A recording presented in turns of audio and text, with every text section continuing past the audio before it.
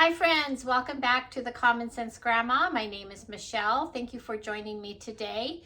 And seems like I've been gone for a while. Good reason. We have a new grandson who arrived but had to spend some time in the NICU. And he's a big boy, but waiting for a few of his organs to kick in gear a little bit better. So I've been busy being grandma to all other 5 grandkids, and we all had to pitch in and help take care of our new grandson's sisters.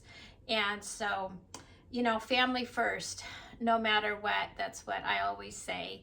Family is always first, our first responsibility. So I am happy to be back and joining you today. And I thought we would make a couple of butternut squash soups. I don't know if you folks have ever made butternut squash soups, and we're going to do 2 of them.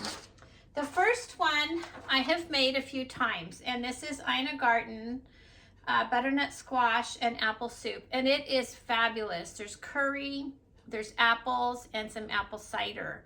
It's delicious, and looking at the ingredients, it is actually vegan. It's actually one of my favorites. I've not made any other butternut squash soup except for her recipe. But since I have these 2 huge squashes I need to use up, we're going to do 2, see which ones we like the best. And I will probably put them in the freezer because, you know, busy times are coming up ahead, getting ready for Thanksgiving, getting ready for Christmas, all of that. It's nice to have some freezer meals. And this one, of course, will be all the way cooked. I'll put it in containers, and then I just have to warm it up for an easy meal. Now, this other one is from Taste of Home. They're actually one of my favorite go-to recipe books, and online. I do have some of their recipe books. I just love them.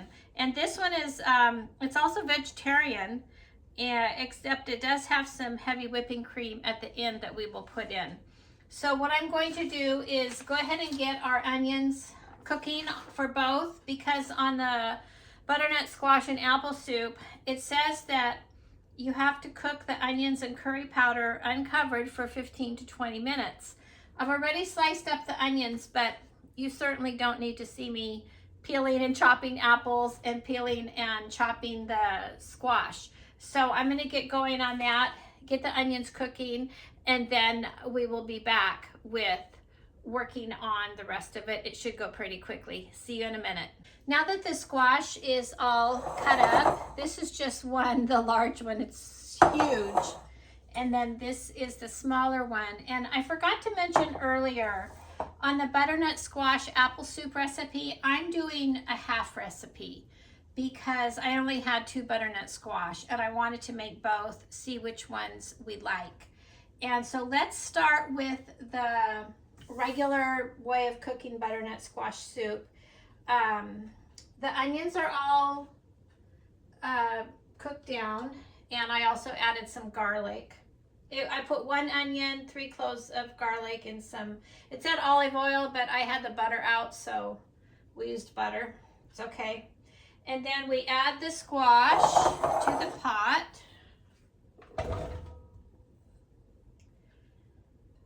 And 4 cups of vegetable broth.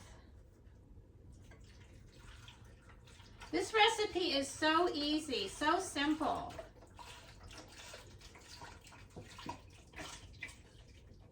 Okay, we let that come to a boil, but we do need to add a little salt and pepper. And at the end, we will add the whipping cream. This recipe on the regular butternut squash soup, it's a just a regular recipe, which I will link below for you, and also include it on the blog. So this one is going, I'm using separate spoons since the other one has curry. Okay, so we just let this cook. Let me see for how long.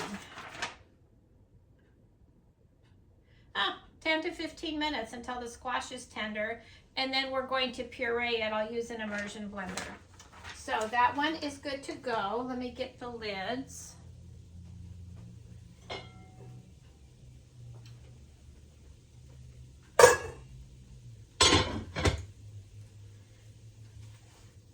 This one here has the onions and curry powder. It smells so good in here, friends. It really, really smells good. So now we add the squash and 1 cup of water.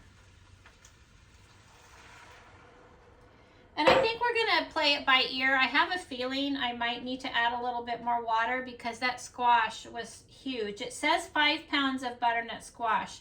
Now I just used the one smaller one. Here she says 2 large, so it was still 1 large. So we'll see how it goes. If I need to add some more water, I will. And then I will be, at the end, we will put this nice apple cider. But we do need to add a few things. Oh, apples. I'm using, these are just Granny Smith.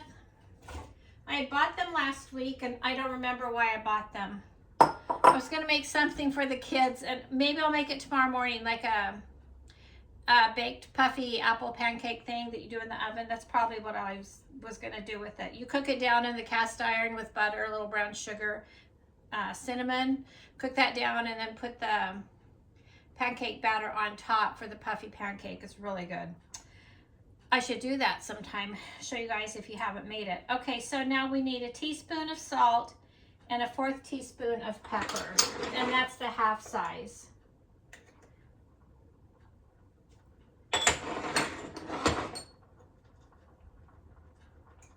Don't want too much pepper. Okay, so let me stir this.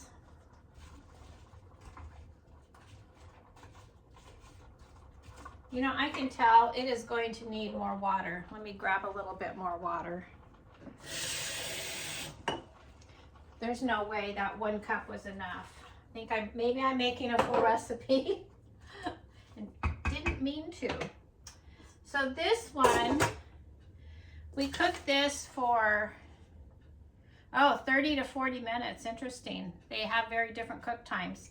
I have a feeling though the other one, the regular soup, will take at least 30 minutes because it's a lot. And then she says to puree it in a food processor or a food mill. I have both of those, but I'm not going to do that. I'm just going to use the immersion blender. I go the easy route. So after this is all cooked down, and then we will add the apple cider to that and taste it and check the salt and pepper. And we'll check that out once it's all done. Our first soup that I have here that we're going to blend up is the Taste of Home recipe. And it is really good. I know when I had made a butternut squash soup before, I used chicken broth. And I think using the veggie broth makes all the difference. It has a better flavor. The other one to me was too chickeny. Now the other soup I still have it cooking here. I had to add more water. It wasn't enough, but let's get this blended up.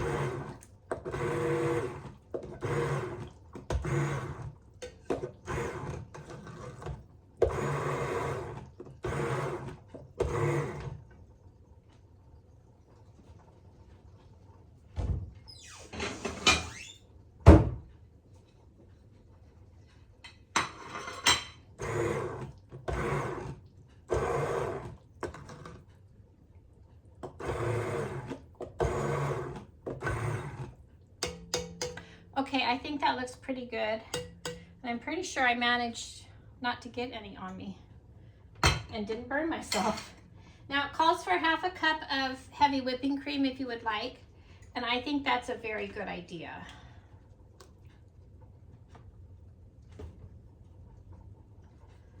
I think on top of this, I always like to top soups, a creamy soup like this with something. I think some crispy fried shallots would be delicious. I think you could drizzle a little bit of sour cream. I think that would be very good also. So I'm going to put some in a bowl here, and then we will try them. I want them to cool down a little bit. I don't think I will freeze this soup because it has the whipping cream, and I'm not sure how that will turn out. I don't know. So, oh, this is hot. Hot.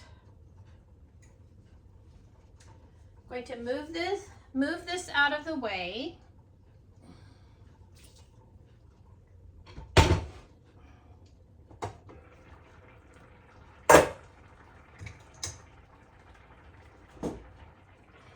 Okay, now for Ina Garten's recipe. And I don't know if any of you have any of her cookbooks. Everything I have made up from her cookbooks has turned out really, really good. I think she is an excellent chef. Her recipes are not, and she says she's not a chef, but she's very good at what she does. Her recipes are not complicated. She's a lovely lady. I know my sister-in-law went to a book signing of hers years back, and she said she was just as nice as could be, which doesn't surprise me. So I'm going to go ahead and blend this one up now. I did add more water.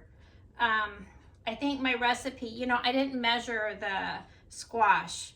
I'm not really good at that. It's like, I'm kind of a bottom line person. I don't want all the fluff in the middle. Just tell me what I need to do.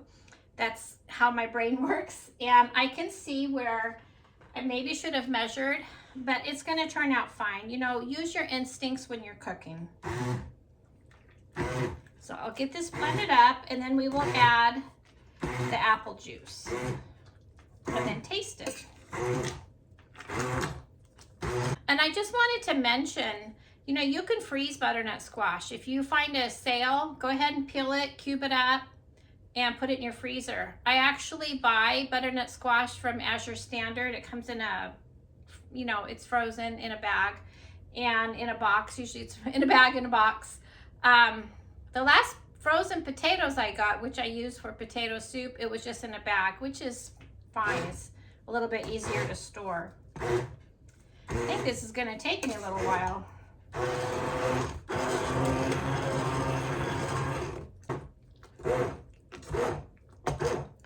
I was thinking we would have this for dinner tonight maybe instead of freezing it, but I promised the older grandkids, my daughter and husband, that I would make spaghetti and meatballs. I gave them a choice of meatloaf or spaghetti and meatballs, and I don't even know the last time I made meatballs, so, but that's what they want, so I have to figure that out next.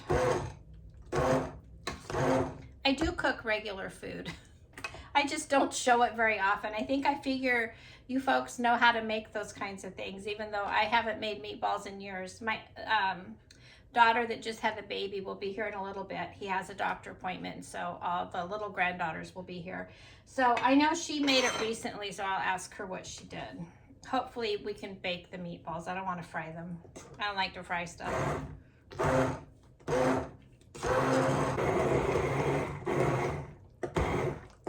It's a lot to blend up in here because there are onion slices, apples, and the squash. I can see why she said put it in the food processor or the food mill, but I don't want to wash that stuff.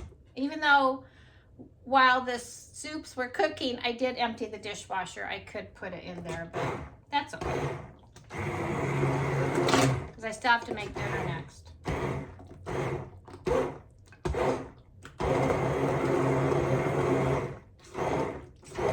Do you folks like to cook every night? I don't. I would like to get on the bandwagon. Becky from Acre Homestead, she cooks like ahead of time, and then maybe she'll cook like 3 times a week, but the other times they're just either eating leftovers or she has food from the freezer that, you know, she prepped. I love that idea. I don't like having to wash the dishes all the time. Even though my husband is learning how to empty the dishwasher. You know, when our kids were growing up, he worked 6-7 days a week. I didn't have to work. I was able to stay home and be mom. And I homeschooled our kids when it wasn't popular, but they all turned out fine. They're all good in the service industries, whether it's medical, one's a pastor. They're all really, they turned out great. And they all have a lot of friends. They're very strong up here. They're great. And they always had a lot of friends. But I was able to stay home. And so my husband never did anything around the house. He didn't even know how to, even now I don't think he's ever turned on the dishwasher. He doesn't know how to use the washer or dryer. You know, he did before we got married, but we've been married 45 years. So I told him the other day, I go, when you're off work on those days, because he doesn't work full time anymore, it would really help if you could empty the dishwasher, and he does, and I just really appreciate that. Ladies, do your husbands empty the dishwasher? It's the little things. Okay, let me get back on track.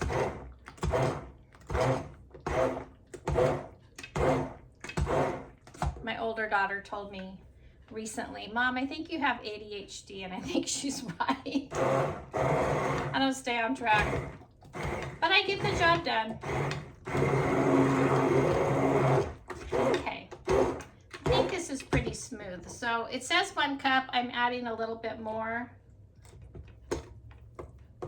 Oop, found more onion.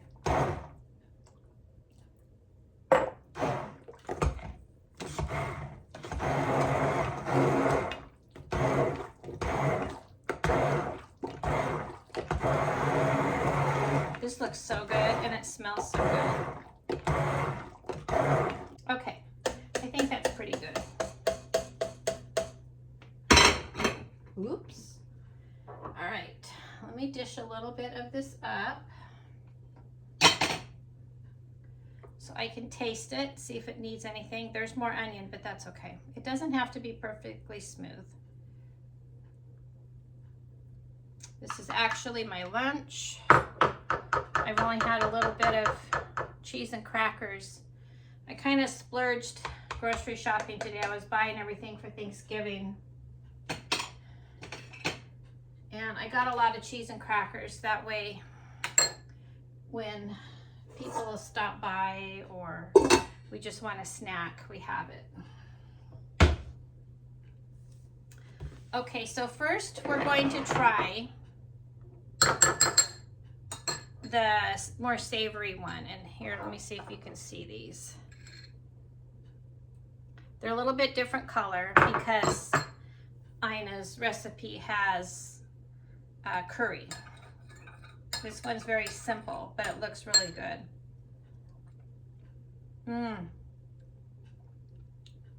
It doesn't need anything. It is really good. I wasn't sure, because I know when I made that type of recipe before, I didn't like it. Again, I put chicken broth in it, which is funny because I had a leftover chicken carcass from a rotisserie chicken yesterday, and I knew the kids weren't going to want chicken again, so I threw it in the big Instant Pot and filtered water, add a little salt, and let it cook for 2.5 hours, and it makes the perfect chicken broth or stock, whatever the difference is. Let's try.